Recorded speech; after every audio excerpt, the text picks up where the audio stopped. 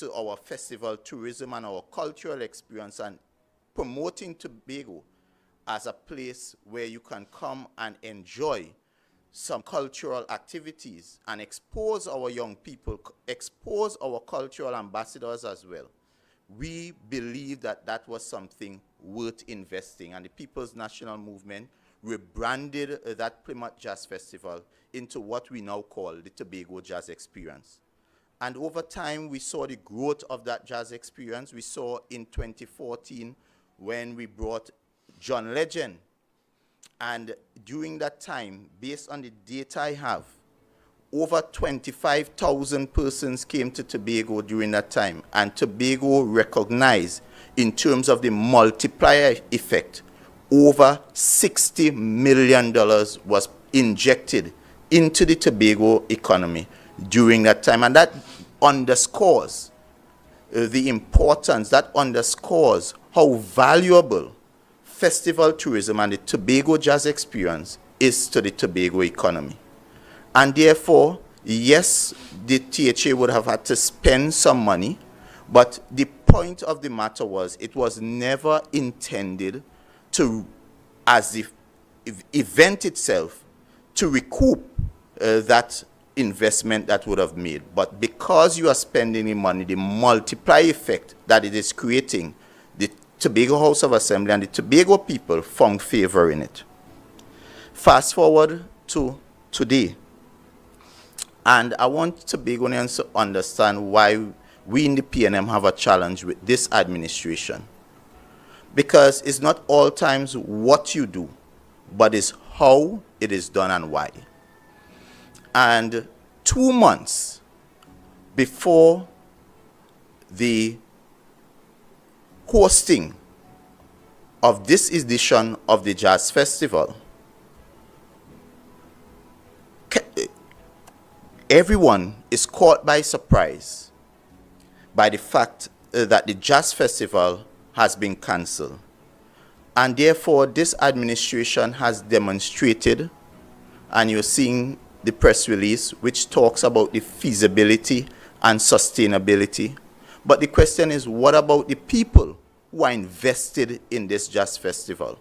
What about the hotelier? What about the bed and breakfast owner who would have already taken in bookings? Some of them have received down payment. Some of them have to reimburse people. There are persons, car rentals, already having bookings booked out and so forth, and now they are seeing cancellations. I can share one story with you where a family was coming in from the United States to Airbnb, place booked out and blocked for the period. So now that the jazz has been cancelled, they received a call that the family is no longer interested in coming for this jazz. And what that means is that this homeowner, this owner of this property, is going to lose revenue because that period of booking was blocked out from before. And even if persons were interested, because it was blocked out, they no longer have the opportunity. And this is the kind of impact this rash decision is having on Tobagonians. And you have the comparison of the People's National Movement. We, in 2017, understood that there was a need to rebrand the Tobago Jazz Experience. And what a responsible People's National Movement administration did is not to simply rush and cancel the event. A stakeholder committee was put in place. And I just want to share with you the profile of some of the persons involved in doing that kind of evaluation and the kind of persons who were involved. And one, Mr. Keith Nurse, reputable. Carlos Hazel, economist, reputable. Garrett Caesar, Yvette Hector Granville, very reputable person, and no less a person than George Leacock.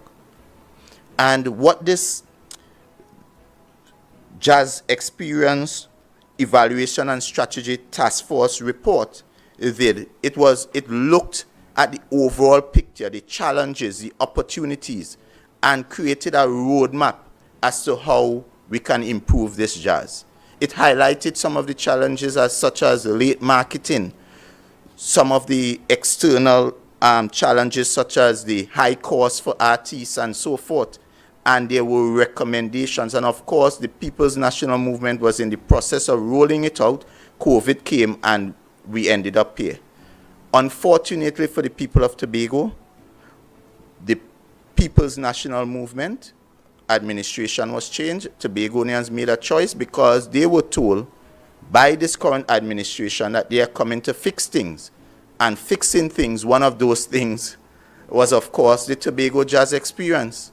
And I just shared with you the successes of the Tobago Jazz Experience under the PNM in terms of the multiplier effect. But here it is.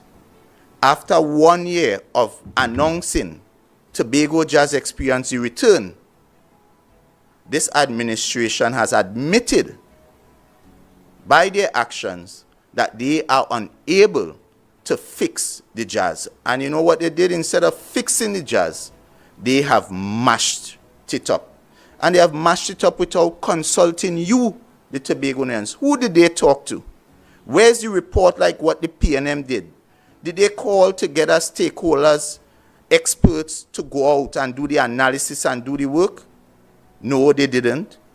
But the Secretary and perhaps the Executive Council decided by themselves, without any data, without any research, to cancel this jazz that is a staple, an important pillar in Tobago's cultural experience and in Tobago's cultural way of attracting tourists. Brothers and sisters, I want to share with you some of the real concerns coming to me from a number of persons. And the questions are this. People are uncomfortable with the timing of the decision. It demonstrates a clear disregard for tourism stakeholders because, as I said, who did they consult with? Who did they talk to? Did they do the necessary analysis to understand the impact on this man on the street, the man who would be able to sell his arts and craft, all our cultural ambassadors, persons who are into the arts, persons who would have benefited from the fringe events? What about in terms of their promise to fix the jazz? They promised to fix the jazz. They promised the people in the East that they would make things better for them. But instead of fixing the jazz, they have now taken away the opportunity. And I want to speak specifically to you, the people in the East, because the Speyside Jazz Experience was one that brought business to the people in the East. And I know you supported a chief secretary coming from the East to ensure that your interests will be treated in a special way. And I want you to notice that this chief secretary so far, rather than build upon what was in place to make the lives of the people of the East even better, this chief secretary has continued to derail and destroy all the good things for you in the East. And you will recall, look at what he has done to the carnival. He has completely destroyed your involvement in the carnival. You no longer have a night mass in the carnival. You no longer have that kind of involvement in the Tobago carnival in October. He has given you absolutely nothing. And now, when all is said and done, your Speyside boy, he has now taken away the Speyside jazz from you. And I want to ask you people in Tobago East, is that what you voted for? Also want to speak specifically to those persons into the cultural arts and the orange economy. We spent a lot of time investing in TPAC, ensuring that we develop our young people, our young artists. And the jazz was that platform that would allow you to showcase your talent to the world. Do you think private people coming in with a different kind of mindset? Because remember, when a private person comes, they are coming simply to try to make money, make a profit. And if they are looking to make a profit, they are only concerned with people who can attract the kind of patrons to come. So there again, your opportunity as an up-and-coming young Tobago artist has been dashed away. And is this what you voted for? And finally, when it comes to this Tobago Jazz Experience and this announcement based on the fact that they're saying it was based on feasibility and sustainability or lack thereof, I want, and I'm challenging the secretary and I'm challenging the chief secretary to produce the data. Produce the data that demonstrates, that shows Tobagonians that this Tobago Jazz Experience was unfeasible and unsustainable. Where is the data? What would have informed this decision? Is it just a decision by VAPs like other things? Is it continuing to be a lack of care for the impact on Tobago people? Because it seems that the only people that this administration cares about are persons who are able to put money back into their pockets. And if you're not able, if they believe that the money that is being generated in this Tobago economy would not benefit them directly, then they shut it down like they've shut down the jazz. So today, we in the PNM, we are registering our serious concern with this new arrangement and the way it was done, because as you talk about transitioning, there are so many questions left unanswered. If you're going to private, who are the persons who are going to benefit from this? Do you already have somebody in mind? Who will qualify for the support, if any is being given? What are the criteria? What is the criteria? What are the criteria? What exactly would qualify persons to get support for the private arrangement? How would you ensure that Tobagonians and their interests, the artists, and all these people are able to benefit? What about the persons who are providing the service, the stage, and those things? Before we were able to build the people who could provide those stuff. But if you have a private arrangement, is it that all the stage would come from Trinidad, all the toilets, what is it? How is this going to benefit the people of Tobago? And this is why we in the PNM, we continue to advocate, and we assure you Tobagonians that going forward, the People's National Movement will return the Tobago Jazz Experience to its former excellence. At this stage, I want to bring on our political leader who would speak to you on even more matters of public importance to you, the people of Tobago. So at this point, help me in welcoming our political leader, Mr. Ansel Dennis. Thank you very much, Minority Leader, Mr. Kelvin Morris, who did a very fantastic job in treating with the sudden cancellation of our Tobago Jazz Experience by VAPs, governance by VAPs as usual. Nothing new. This is what this administration has been engaged in for the last 2 years, governing us by VAPs, hustling, making backroom deals. And it's not about Tobago at this time. It's about their own personal benefit.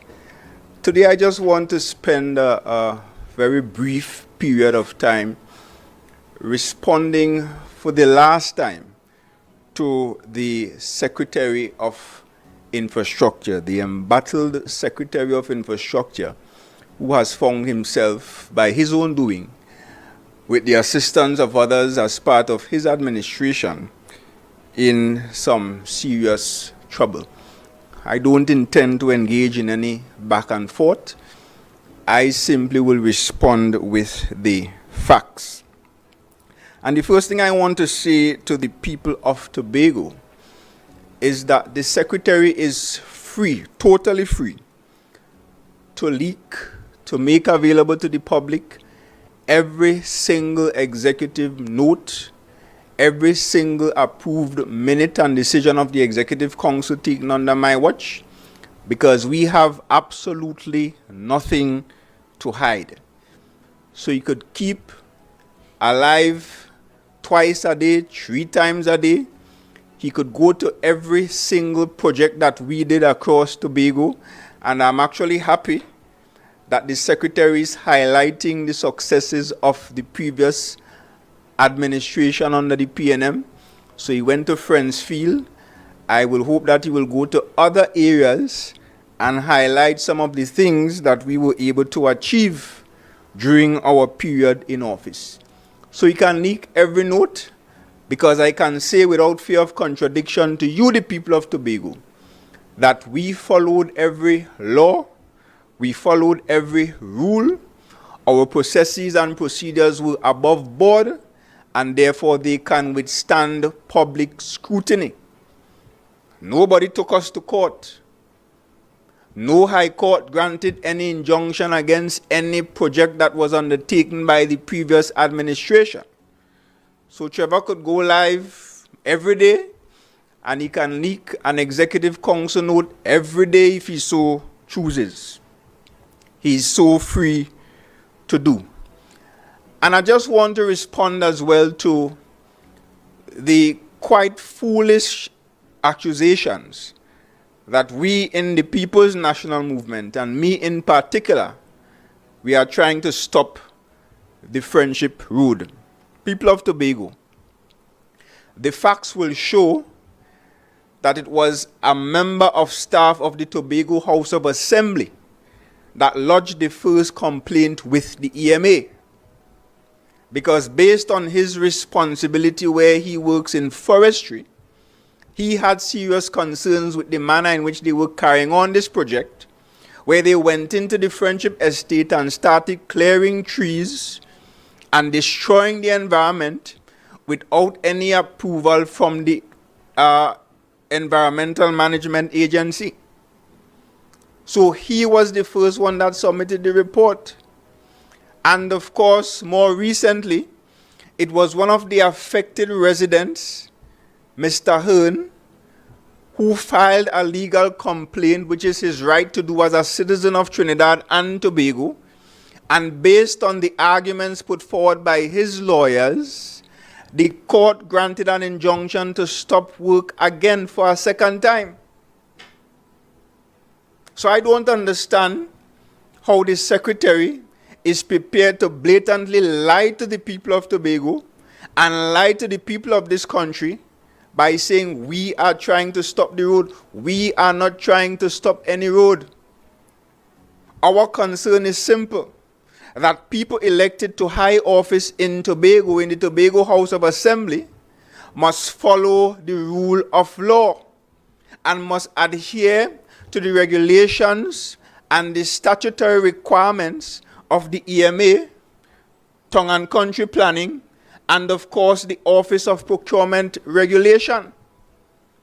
And I'm saying to you without fear of contradiction that this Secretary, who mysteriously continues to hold high office, because I can tell you this could not happen in the PNM. Any Secretary who was a part of any PNM administration had behaved anywhere close to the way in which this Secretary is behaving would have found themselves removed from office a long time. But this Secretary continues to hold office after breaking the environmental requirements when they constructed the stage in the sea. He did the same thing with the Friendship Road. He did the same thing again with respect to the Tongue and Country approval with the Friendship Road. He lied to you, the public, claiming that they had a transparent process where they looked at a pool of 40+ contractors, submitted a response to the Tobago House of Assembly that was completely false, mentioned the name of a Tobago contractor who had nothing to do with their process, lied to the Assembly, lied to his Chief Secretary, lied to you, the people of Tobago, but he continues to be in office. I'll tell you why eventually. So of course he can take that rubbish talk about us in the PNM trying to stop the project and deal with the court. Deal with the residents whose rights you are infringing upon. Follow the rule of law. And I'm saying if the secretary does that, and if this administration follows the law, then there will be no need for the THA to spend over $1 million thus far in legal fees to treat with these court matters. And I already told you that we will be reporting those matters to the Integrity Commission. So recently, the secretary, in a very depressed manner, right, went to a project in Friendsfield to highlight the fact that the PNM administration under my watch, of course I was the chief secretary at the time, and I will say to you that the Division of Infrastructure led by a secretary, right, undertook a very transparent procurement process, and that process, as is required, came to the Executive Council for approval. And we approved that process. And you know why we approved it? Because we were quite comfortable with what was being recommended by the division. Because the division recommended that we undertake a process to select, as recommended by the division, competent and qualified local contractors. And it is written in the note that the same secretary posted to his Facebook page. We were quite comfortable approving a suite of projects to treat with issues across Tobago, issues that were affecting Tobagonians, and we approved a process that saw competent and qualified local contractors being selected to do those works. So he went to Friendsfield to highlight the fact that a Tobago contractor got a project to treat with some, I think it was some flooding issues to do with some retaining walls and gabion basket that were affecting the residents in that area. And we dealt with that. And my question to the secretary is, what is your problem? What is your problem with a Tobago contractor getting a series of projects to treat with issues affecting Tobagonians? Isn't that how Tobago people's money should be spent? And I can tell you that that contractor, or no contractor as a matter of fact, paid any secretary any money to get any contract in Tobago. I can tell you that without fear of contradiction. So of course, he went there to highlight the project and to highlight the fact that we spent just over $200 million to do a number of retaining walls, drainage projects, and other projects across Tobago in the period of a pandemic that kept over 2,000 Tobagonians employed in what was a struggling construction sector because of the pandemic, and he's coming to leak that as if something wrong with that. Well, as Chief Secretary and as leader of the PNM, I am proud of that process, because I am sure whatever audit they conducted, and I'm daring the Secretary, if you want to play fast and out of place like the Chief Secretary, to send the documents to the police. Send the documents, instead of just leaking it on Facebook, send the notes, send whatever documents you have to the TTPS and the Integrity Commission, as promised by the Chief Secretary since September of 2022. Right? So, of course, the Secretary is looking for company, because he has found himself twice being disciplined by the court, the High Court, not me, not the minority leader. Of course, we will come and expose certain things, and I have some other things to expose today to bring it to the attention of you, the people of Tobago, because you deserve to know. But it was the court. I am sure you remember when Trevor James and Farley Augustine were playing, I wouldn't even say playing man, they were playing idiots by suggesting that the THA don't need to follow the EMA requirements. And those statements were made regarding the stage in the sea. The EMA, of course, didn't take any action there, which I found to be an insult to the people of Tobago, because wherever breaches in the laws are found, state entities are legally required to act. So they didn't act with the stage in the sea. So they felt they could have gone and did the same thing with the Friendship Road. And of course, it went to the High Court, and it was the High Court that put Trevor James in his place. Not me, not the PNM. We did not even report the matter to the EMA. So of course, he's looking for company by trying to find issues with the procedures and processes of the PNM in the past. I am asking Trevor James all the projects that you're going around there to highlight, and I'm happy you're highlighting them, because I plan to highlight them at some point, not now, but I am happy you have started the process. I can tell you all of them have a transparent procurement process, one. Secondly, they had all the statutory required approvals, whether it was EMA if it was required, tongue and country if it was required. All of them have the necessary approvals. They have proper engineering plans. The projects were managed by independent project managers in the Tobago House of Assembly, and I am quite comfortable with the process. But the court, the High Court, not me, the High Court is looking for your approvals for your road in Friendship, Mr. James. The High Court is looking for your designs. The High Court is looking for your tongue and country approvals. We, the people of Tobago, have been looking for your transparent procurement process 2 years now. And all we have been getting is lie after lie. From 40 contractors to 6.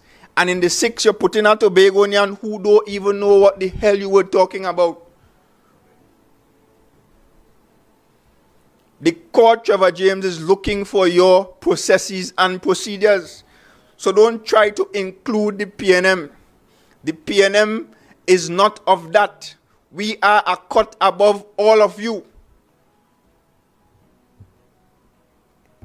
So I'm going to ask the director, because I said this at the last press conference, that let we fix this was a hoax. Right? And I will say today that Farley Augustine, Trevor James, and all of the others are a bunch of frauds. Play the video. So that if you're in Tobago, you're not producing any construction material. Every piece of material that you purchase, whether it's from a Tobago hardware or not, is building an economy somewhere else. It's not multiplying here. Right. It's not multiplies from that spend, even if you purchase it through a Tobago hardware. It's just the markup they put on. And if you could calculate that as an economist would, when the worker spends that salary, when the businessman reinvests that part of that profit, the economist will tell you that the worker is going to spend on basic necessities first, food, housing, shelter, food, clothing, shelter. And all of that is being produced somewhere else as well. So the economy of Tobago don't benefit from that. When you have a foreign contractor, foreign in this sense, meaning non-Tobago contractor, then the labor, the money you pay in labor, benefits another economy as well. And if it were a non-Tobago contractor, then the management, the money you pay to manage the project, benefits somewhere else as well. So, and so you go along that line, and of course the profit is spirited away. So you end up spending $1 billion, and the economy doesn't change in Tobago. And that to me is where the problem is. When you have a strategic intent, because by now that is what it is. It is not lack of capacity or anything like that. After 20 years, you can't argue that. When you have a strategic intent to procure construction services outside of Tobago, then your strategic intent is to build another territory, in this case, Trinidad. The Act actually affords this same agreement, this same type of arrangement that you're looking for. In it, Section 29, let me read and not. What are you reading from?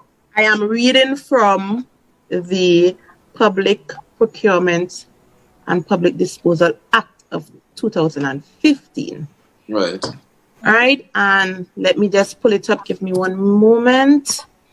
Section 28, the procuring entity. Now, a procurement entity or public body, that could be the public body, the THAs, the ministries, or, you know, the other NGOs and stuff like that. A procuring entity may limit participation in procurement proceeding to promote local development and local content. So it's actually there in the Act. It's provided in the Act that you could limit who could tender within your locale. So that was a PDP. When they were PDP, Black Table Talks, Trevor James, the candidate, looking for your vote, looking to get into office to do a number of other things besides serving you, as you are seeing now, right? So he knew then that Tobago money should stay in Tobago, and that if you give contractors jobs from outside of Tobago, then the profits and the money within Tobago will be spirited away, and we will be developing an economy elsewhere outside of Tobago. And he was backed up by the now presiding officer. At the point in time, she was the candidate for a seat running for the PDP. And she suggested that the Procurement Act, although it wasn't proclaimed as yet, but it provided for the Tobago House of Assembly to limit participation in a way that will allow Tobago and Tobagonians to ensure that our resources spend in Tobago and circulate in Tobago. So when Trevor, the big fraud, wanted your votes and he wanted to be a secretary or an assemblyman, he knew exactly what to say to woo you the people. And went around Tobago promising all the young men, we will allow you to open up companies and you will get jobs to do in the THA. All the contracts will stay in Tobago. That is what they were telling people. I was in Plymouth recently, and some of the young men were saying exactly that. They promised us that everything will stay in Tobago and it will trickle down to some of the smaller contractors. And they were asking the question, how come now is only Sicharan and Ramnath and this other contractor from, how come all the money leaving Tobago and going to Trinidad? And therefore the question comes to my mind, how did Trevor James' mind change so quickly? Because his mind changed in a matter of months. I think that Black Table Talk program was in early 2021. And by the middle of 2022, after winning the election, they were busy back and forth in Trinidad, attending meetings in South, meeting up with contractors to plan their schemes. I'm saying it because I know it's fact. So all of a sudden, the concern was no longer Tobago, right? And then you came back to Tobago, and you came up with this whole scheme that you conducting audit. And while you conducting audit, all the Tobago contractors must stand aside. They can't get jobs. And on top of that, no payment for the work already done. Because you're doing an audit. But guess what? A contractor who is also under audit by the central government in Trinidad found his way to Tobago as part of that enterprise. to ensure that Tobago's money goes to Trinidad and then back to Tobago. I surely know what I'm talking about. So no concern again for Tobago first and Tobago contractors, and no concern for spiriting away the profits. No concern again for developing an economy elsewhere. As a matter of fact, this was the ridiculous argument from the secretary up at Friendsfield. I attempted to look at the live. I looked at some of it, and most of it was pure foolishness.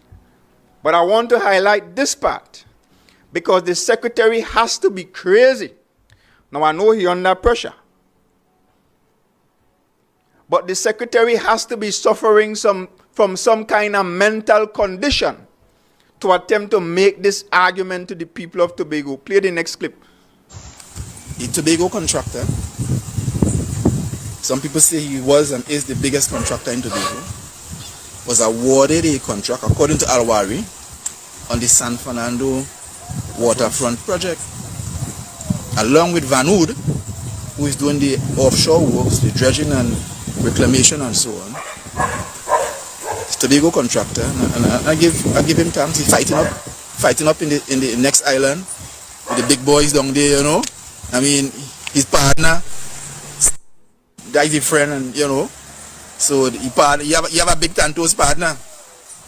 So he's fighting up down there, and you had to give him struggling down there, and he gets something. I don't know if all them contractors from South who did a bad talk in Tobago. All them contractors from down south of the Caroni. I don't know if them contractors they go come and start to protest in the media like they just protest that PNM give away one of the biggest projects in San Fernando ever to a foreign company and a Tobago company. Yeah. End up and still go talk about that. I come to you know, talk the about big talk, today. Who from south and who from north and who give away budget money and who ain't give away budget money. You understand? So I'm waiting to see. So you go can't talk tomorrow. So I'm waiting to see next week if instructions they go give him. You know, you have to talk on instructions. What are going to say, boy? What are going to say about this thing? We will put all our hands in the air and we will bow and we will say, praise be to the Tobagonian. He get to work in Trinidad. All the power to him. In Tobago. So yes, I come to talk about that today. You're quite right. Don't wonder if I will come to talk about it. I come to talk about it now.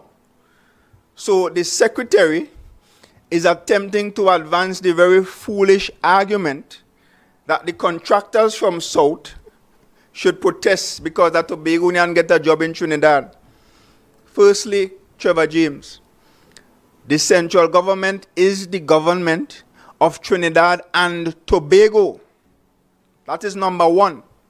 So when it comes to procurement within the country of Trinidad and Tobago, anybody across the country is free to apply. And the second thing is, that contract that the secretary had mentioned came about as a result of a public and transparent tender process. And if any contractor wanted to challenge it, they were free to do so. And you want to compare that to your process? No, it's chalk and cheese. The central government put out a public tender for a project in Trinidad. I think it was through UDCOT. A Tobago contractor submitted his proposal like other contractors, I'm sure. And based on the assessment of those proposals, a Tobago contractor won the project. Right? That is chalk. Let me tell you about cheese. You, Mr. James, together with your executive council, came up with a process to build several roads in Tobago. You bypassed all the contractors in Tobago. You did not engage in any public transparent process, or else Parks could have submitted a bid. Kai Construction could have submitted a bid. Who else? Warners could have submitted a bid. right? All the Tobago contractors from across Tobago could have submitted a bid. But no, there was no proposal for them to respond to because you simply did not put it out to tender. What you did, you went to Trinidad, concocted with your gang, and selected a few contractors, a handful, right? And I could call the names. Roofing Man, Stucco Man, Namalco, Corozal, and another contractor who did the road up at Lamy. And there was no public request for any proposal from those contractors. And I will even go further to say that at the time those guys received the letters of award, Roofing Man, 60-something million for Pigeon Point, Namalco, I can't remember the figure for Friendship, he pull out, Stucco Man get Friendship now, Roofing Man, Road in Dutchford for 20 million, Corozal, who is really Ramnat, 20-something million up at Moriah, the other contractor, 20-something million up at Lamy Road. No documents were submitted. And at the time of giving them the letters of award, they were not registered with the Procurement Control Office of the Tobago House of Assembly. And that is why Tobagonians are protesting, because the process was not fair, it was not transparent, and I have said, and I will say it again, the process was corrupt by design. Because I can tell you, one of the contractors, now you was on Tobago Updates, Trevor James, telling people that one of the criteria was that people had to be able to finance the projects. The Chief Secretary was saying that to the public as well, that one of the criteria is that you have to be able to pay for the project up front. One of the guys that got the project to do one of the roads was all over Trinidad trying to subcontract. Not even subcontract, trying to sell the contractor, I should say. He was even in Tobago asking contractors to do the work because he had absolutely no money. And I'm saying that without fear of contradiction and without fear of being sued. One of your contractors was all over the place looking for money to do the road.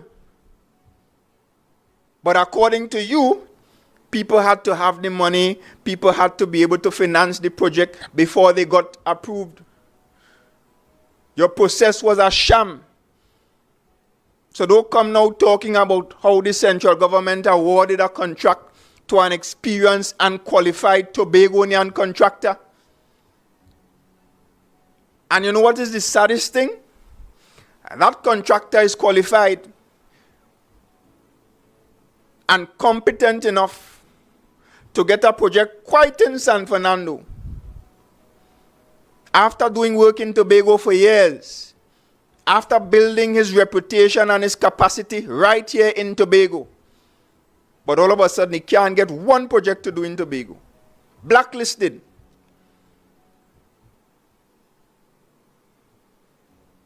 And you're coming now on Facebook Live, your newly discovered toy, to talk rubbish and foolishness.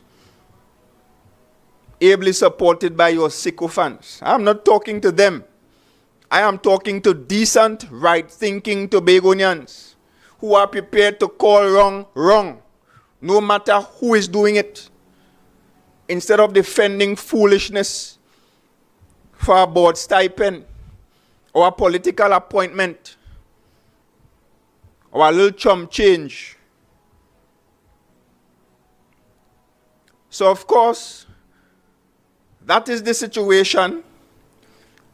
We keep talking about this for the last 2 years, and I will talk about it until the cows come home, because the people of Tobago must know how this secretary and how this administration has been conducting their affairs.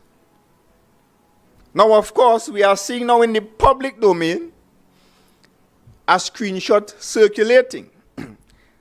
I don't have much to say, right, about that, because as far as I'm concerned, that is a matter for the police to deal with, right? But I have a question to you, the people of Tobago, especially the mathematicians, those who got the 1 in CXC maths and the 2s in CXC maths and even the 3s in CXC maths, those who did add maths, those who did maths at A levels. I have a question for you all, and the question is this. If and only if, I think I remember my maths teacher saying that in school at times, if and only if the information in that screenshot is true, and the secretary got 2 mil, and the chief got 4 mil for one project, how much have they gotten thus far? You have 30 minutes to answer that question and show you're working in the left column. Whoever gets it right, they will get a prize at the end of this press conference. That is my question. Play the last video. Tobago has to correct, we have to correct our behaviors. And I'm talking in third person plural because I am here now. And not only that, whether I'm here or not, we are all part of a systemic problem that allows that kind of behavior to fester. And I said it during the budget debate, and I'll say it again, that the same standard I'm holding for those that left before, I'm holding the same standards for this team. And I pray God that nobody on this team puts their hand in the cookie jar. Because if you're putting your hand in the cookie jar, you will be caught. And if you are caught, I will deal with you the same way I will deal with those opposite who have done similarly. It has to be. So, the Chief Secretary in September of 2022 indicated that if anybody finds themselves in the cookie jar, he will deal with them in the same way he dealt with those in the past whose hands were in the cookie jar. I have a question or two for the Chief Secretary. Number one, who were the people in the past whose hands you caught in the cookie jar? I want to know, and the people of Tobago want to know. Secondly, do you consider Audio Gate and your intent to utilize public money for the purpose of propaganda, do you consider that to be putting your hand in the cookie jar? And thirdly, as it relates to the screenshot that is circulating, you, Mr. Chief Secretary, even before it was circulating yesterday, I think it was the first time I saw it, did you have that information in your possession, yes or no? And if you had the information in your possession, have you attempted to investigate the information, whether by questioning the secretary or the contract? I know who is the contractor. Did you, Mr. Chief Secretary, question your secretary or the contractor or anybody else to try to validate or invalidate the authenticity of that screenshot? Yes or no, Mr. Chief Secretary? And if yes, what were your findings? And if no, why not, Mr. Chief Secretary? And the final question to you, Mr. Chief Secretary. Having boasted about having social contract, and having said some time ago that anybody who put their hands in cookie jar, you will deal with them in a particular way, why is Mr. Trevor James still a part of your executive council? After flagrantly breaking the law by not submitting the friendship project for CEC before the EMA, was taken to court, lost the case, and had to submit a CEC. That case cost the THA and taxpayers an unnecessary $1.1 million, you forgive that. The same secretary got the certificate of environmental clearance, which specifically required his division and his contractor to ensure that they comply with the other statutory requirements. Your secretary continued to work without the requirements. A resident this time took the secretary and his division to court. They lost the case again. And very soon we'll be asking how much that case cost the taxpayers. Why is that secretary, Mr. Chief Secretary, still a part of your executive council?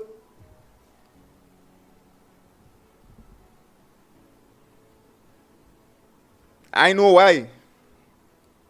And I will say it another time. So, of course, we are calling for the immediate resignation once again of the Secretary of Infrastructure. We are calling on the Chief Secretary that if the Secretary does not resign, to fire this Secretary immediately from his Executive Council. And we are also calling on the Secretary and the Chief Secretary to come out and clear your name with respect to the screenshot that is circulating about 2 + 4 = 6. And while I'm asking you all to clear your name, I must also clear mine. Because, of course, the idiotic propagandists, in an attempt to distract from their problems, and I have a feeling is the secretary do that for himself, because he admitted that he's not familiar with technology and that he don't even know how to comment on a Facebook Live.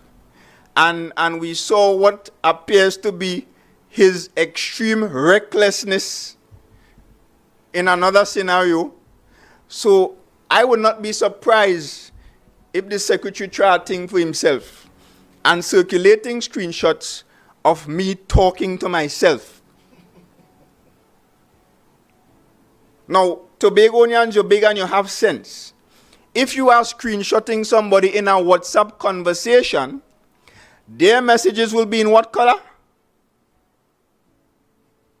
Right? And your messages will be in green. Let me open my WhatsApp to make sure. If I go to, let's say, Kelvin Morris, and I'm screenshotting Kelvin Morris, his messages will be in white, and my messages will be in green. So they have a screenshot circulating, purporting to screenshot me, and the message in green saying that I will be Chief Secretary soon. So who was talking to me and telling me they will be Chief Secretary soon? Who was talking to me and telling me they receive 8 million from some contractor? Who was talking, and of course they must bring in the PM in the foolishness. So who was talking to me and telling me that they have a meeting with the PM to discuss the campaign? If you're going to try to do nonsense, if you're going to try to create a distraction, then at least do it properly. So I'm saying to the people of Tobago, ignore that foolishness. And I'm calling on the secretary and the chief, aka the boss, to come to the people of Tobago and clear your name with respect to that. And I'm also calling on the Integrity Commission and the Trinidad and Tobago Police Service to investigate those very alarming screenshots. And they could investigate mine too if they wish. I've had this same number since 2005, when I got my first cell phone. When I started working in the bank at the age of, I think I had just turned 18, and I bought my first cell phone, my number has been the same. And I'm willing to put up with any investigation. And I'm not throwing any phone in the sea. I'm not destroying any phone. like they did when it was time for the AudioGate investigation. The same number I have now, I will continue to have. So at this time, I will take questions from the media. Most of them indicated a preference to send their questions via WhatsApp. So I am going to deal with, firstly, Ms. Gonzalez, who I think she's from Guardian.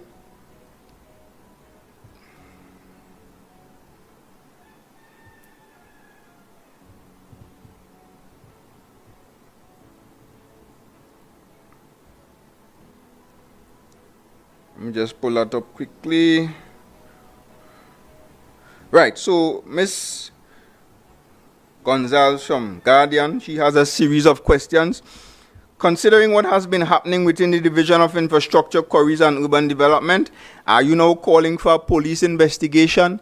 Of course, I am calling for a full police investigation, not only into the screenshot, but into that operation that has been taking place at the division with regards to the award of those road contracts to, in some cases, unqualified, inexperienced, incompetent contractors who did not even have the money to do the projects. I'm calling for a full police investigation. I think that screenshot that is now circulating should trigger exactly that. Next question, are you concerned about decision by the Division Secretary Trevor James to leak procurement documents or contracts agreed to under your tenure as CS? Absolutely not. As I said before, Mr. James can leak from now until God comes.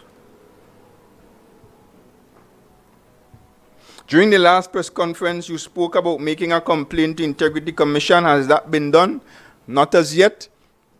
Those reports will be submitted to the Integrity Commission before the week is out, and those reports are in relation to the Secretary's behavior with the Friendship Road project, where we believe the Integrity Commission must look into whether or not the Secretary deliberately acted in a manner that breached the laws of Trinidad and Tobago, costing the taxpayers unnecessary expenditure, legal expenditure.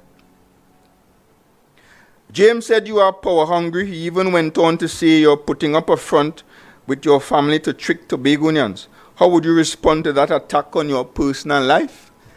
I would not go down the road of personal attacks with Mr. James because I am not of that caliber.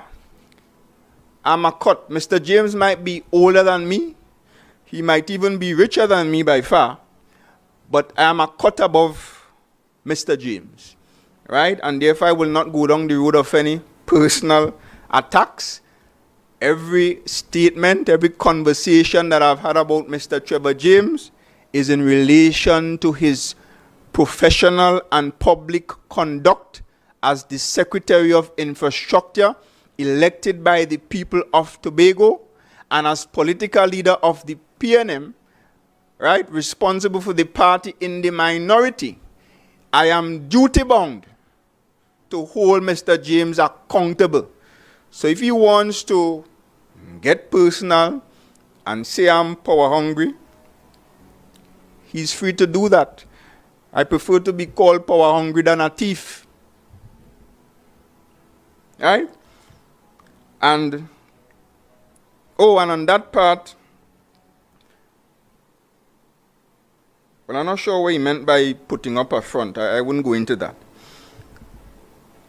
Are you also calling on Augustine to come clean on the 2 million cutbacks rumor? Yes. I just said that the Chief Secretary must also clear his name with respect to that screenshot and the conclusions that can be drawn by reasonable thinking individuals. And that is the important thing here. Through those screenshots, reasonable right-thinking individuals can draw certain damaging and dangerous conclusions, and the Chief Secretary has a responsibility to clear his name. Come and say you don't know nothing about that. The Secretary of Infrastructure must also clear his name. Say the screenshot is fake, is it real? Say something, we want to hear you. You like to go live now. Right? And I think those are all the questions from Ms. Gonzalez of Guardian Media. Just making sure that there are no other questions, that I went through all the questions. Right. Question from Ms. Liz Williams of TV6. Are you surprised by the present situations facing the THA? I am flabbergasted, like their former leader, Mr. Duke. I am blown away. But to be very serious,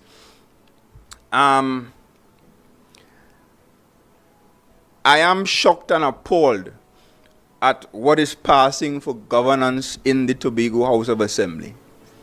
Right? And I'm sure the people of Tobago are very disappointed. I'm aware of very keen and staunch supporters of this administration who are also disappointed with what is passing for governance. And there are several issues. The treatment of the people of Tobago with scant courtesy, the cancellation of jobs just like that, the disrespect to the Carnival stakeholders in terms of the February Carnival, the continued selling out of Tobago, putting Tobago and Tobagonians last every single time, whether it's Carnival, whether it's road contracts, whether it's road paving. Tobagonians are being placed last after the promise was Tobago first.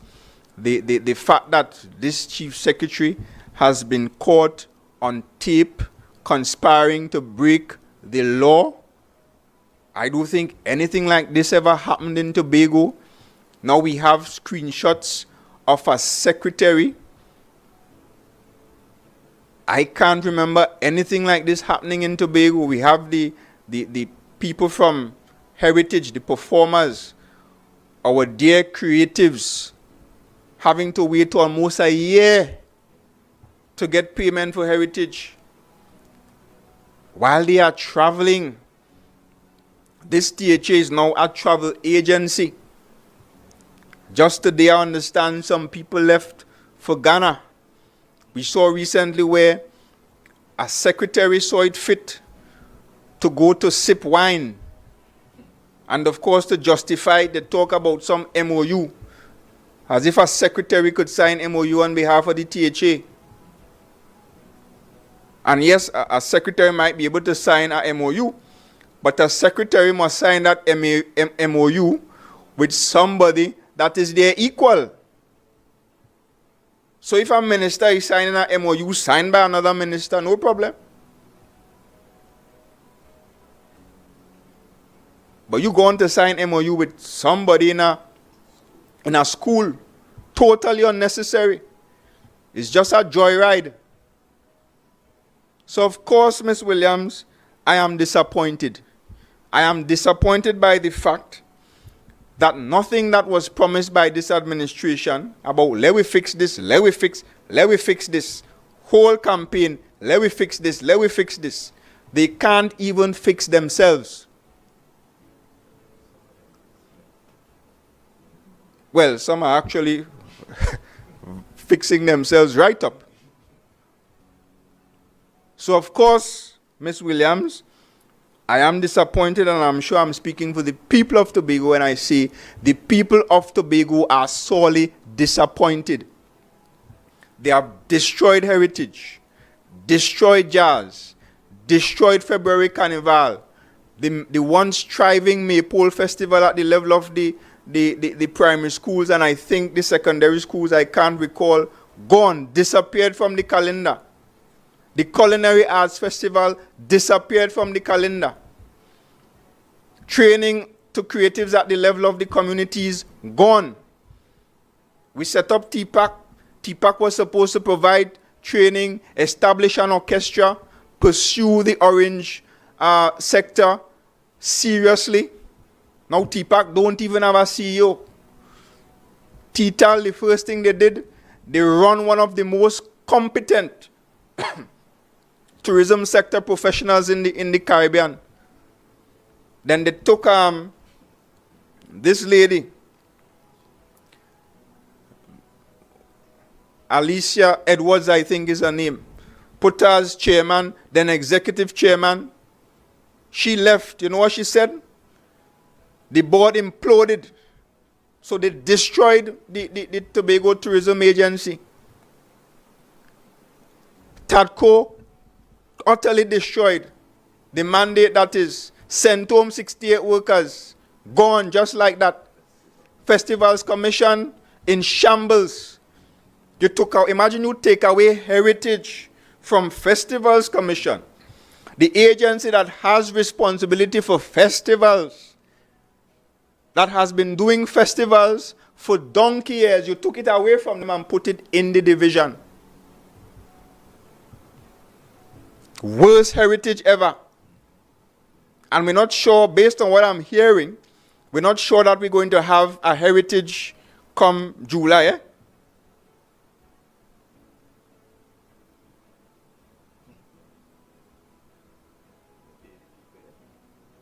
Well, I think some of them got paid. I'm not sure if everybody got paid as yet. So, of course, Ms. Williams, I am disappointed. And now you have secretaries name calling left, right, and center in corruption. Brave and bold-faced corruption.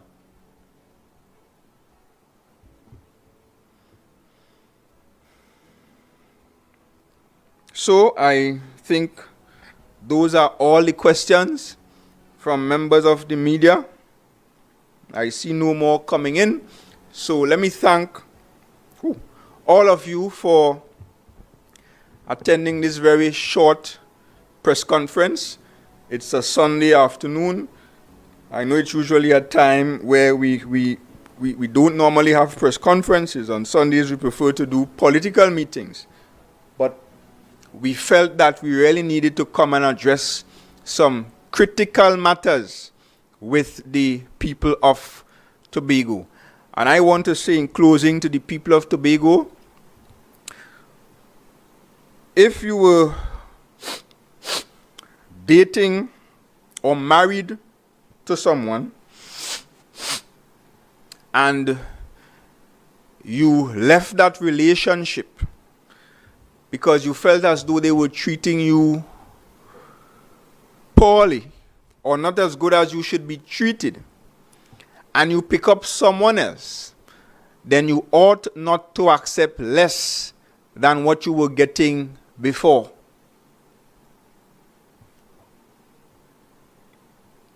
And you certainly ought not to lie down and take the maltreatment and the abuse quietly. That is all I will say to the people of Tobago. So, let me thank all of you for tuning in to this press conference. And notwithstanding the challenges of the day, especially those working in the Tobago House of Assembly, I know it's very difficult for some of you to even get up on mornings and go into work with some of these secretaries. But still try your best to enjoy your week and stay strong in spite of the circumstances. Thank you very much.